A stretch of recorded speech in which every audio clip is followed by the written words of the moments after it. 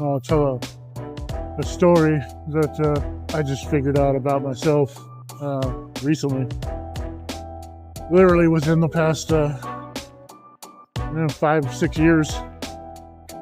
As I mentioned in the first video, I was an only child. Just myself and my mom growing up. I didn't know my dad. They separated when I was about 3 years old, and barely have memories of him. I have a couple pictures. The pictures of him, he was roughly 22, 23 years old. Tall, long, dark hair, dark skin, brown eyes, which is pretty much describes me. Dark skin, dark eyes. And my mom always told me growing up that she believed he was Cuban, to the best of her knowledge. She was 17 when she had me. Met him, and within a year or two I was born. And then a year or two after that, they separated. And my mom and I moved from Los Angeles to San Diego when I was about 8 years old, 8 or 9. So I never really had too much information about him. Didn't really start to question it until I was an adult. Again, going my entire adult life believing I was half Cuban. Had no reason to question it. Like I said, dark skin, dark eyes, dark hair. I look the same. I guess I'm Cuban. Guess my dad's side was from Cuba. Didn't know anything about his parents, any of that stuff. So, long story short, at about the age of 40, I was gifted one of those 23andMe DNA tests. So I decided to take it, and found out that I have 0 Cuban descent in me at all, and that my dad's side was Mayan, northern central Mexico. The results go back about 700 years, or I think even more than that, 1400 years, something like that. So it shows up as Mayan descent, northeastern part of Mexico, and even into Texas before it was Texas.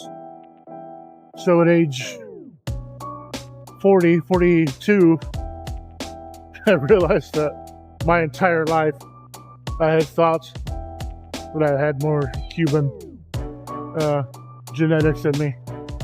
Obviously a dominant gene. My mom's she had blonde hair and green eyes. Didn't have any dark features to her at all. But it made me think, going through my entire adult life, half of my entire life, under the impression that I was of one nationality, realizing so much later on that I'm not.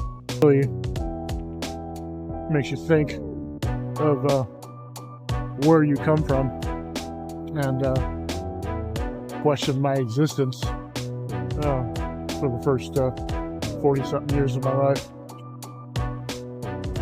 I guess my point in this video and this rambling is to hopefully encourage whoever's listening to stop and question their existence.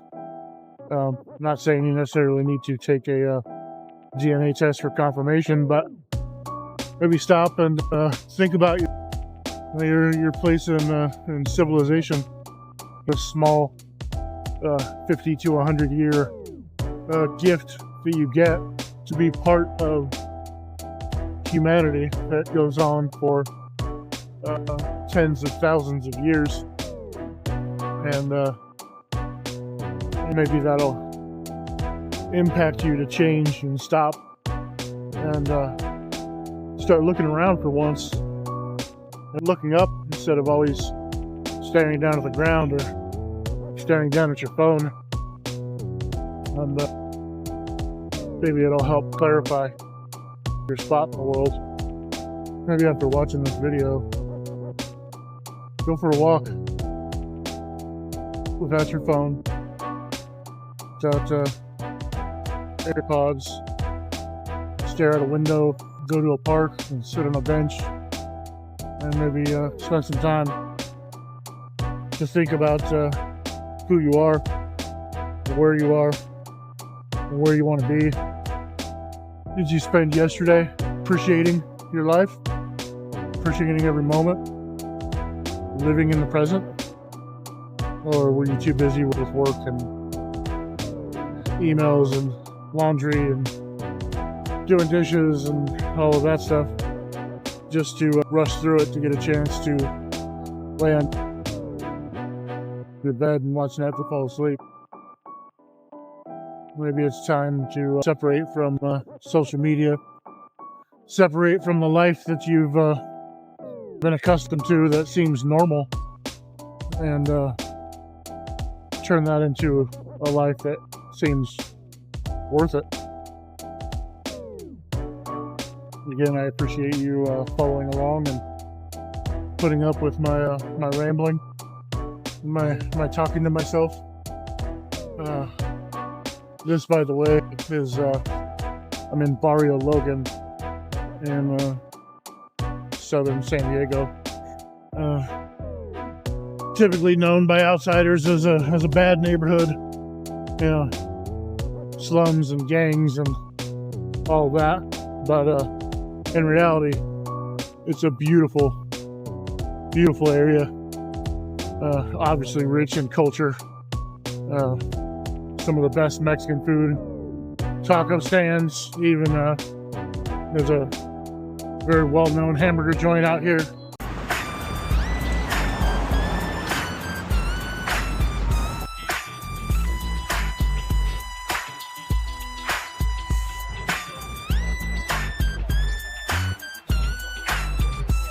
It's probably got some of the best hamburgers in San Diego that I've ever had. It's a beautiful spot. Beautiful spot to walk at and